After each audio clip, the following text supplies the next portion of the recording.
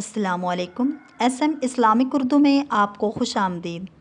جب سے یہ دنیا وجود میں آئی ہے اور انسان اس دنیا میں آباد ہوا ہے، اس وقت سے لے کر آج تک ہر دور میں کوئی نہ کوئی انسان ایسا ضرور پیدا ہوتا رہا ہے جس نے انسانوں کو سیرت و کردار کی تعمیر کی دعوت دی ہو اور اخلاق و اعمال کی درستگی کا درس دیا ہو۔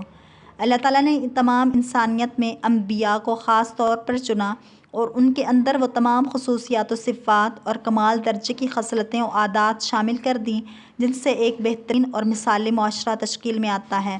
اسی وجہ سے انبیاء علیہ السلام دنیا کے افضل ترین انسان ہیں۔ ہمارے پیارے نبی رحمت دو عالم حضرت محمد مصطفیٰ صلی اللہ علیہ وآلہ وسلم کو اللہ تعالیٰ نے تمام انبیاء علیہ السلام کا امام اور سردار بنایا ہے، کیونکہ آپ صلی اللہ علیہ وآلہ وسلم اعلیٰ درجے کے اخلاق پر فائز تھے۔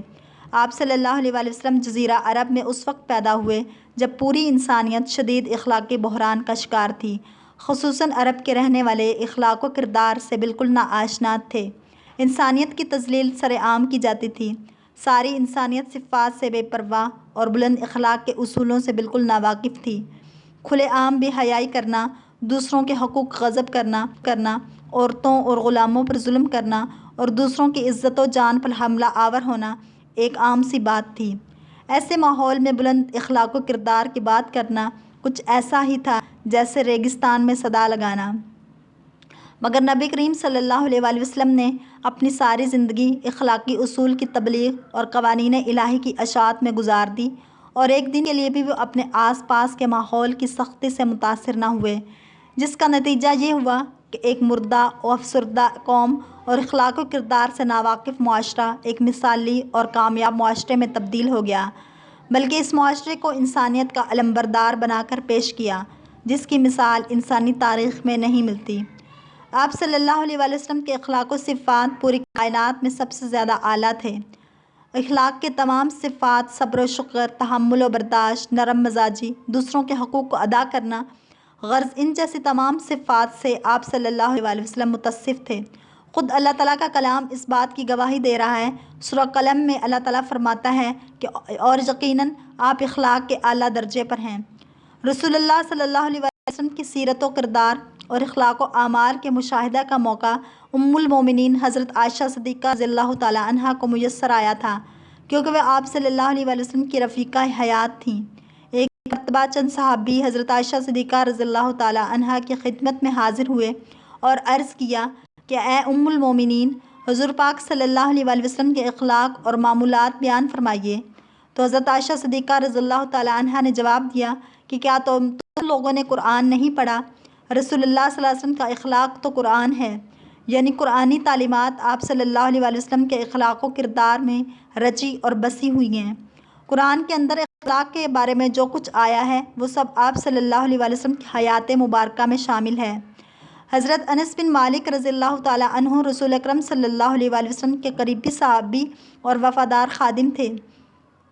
حضور اکرم صلی اللہ علیہ وسلم کو انہوں نے بہت قریب سے دیکھا تھا۔ ان کا بیان ہے کہ میں پورے 10 سال رسول اکرم صلی اللہ علیہ وآلہ وسلم کی خدمت کی۔ اس دوران حضور اکرم صلی اللہ علیہ وآلہ وسلم نے کبھی بھی مجھے اف تک نہیں کیا اور میرے کسی کام پر یہ نہیں فرمایا کہ تم نے یہ کیا، اور نہ کبھی یہ فرمایا کہ تم نے یہ کام کیوں نہیں کیا۔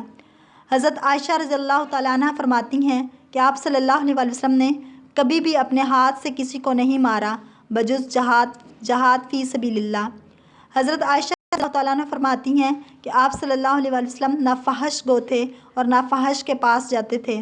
نہ بازاروں میں شور و شغب کرتے تھے، برائی کا بدلہ کبھی برائی سے نہیں دیتے تھے بلکہ معاف اور دفی اور درگزر والا معاملہ فرماتے تھے۔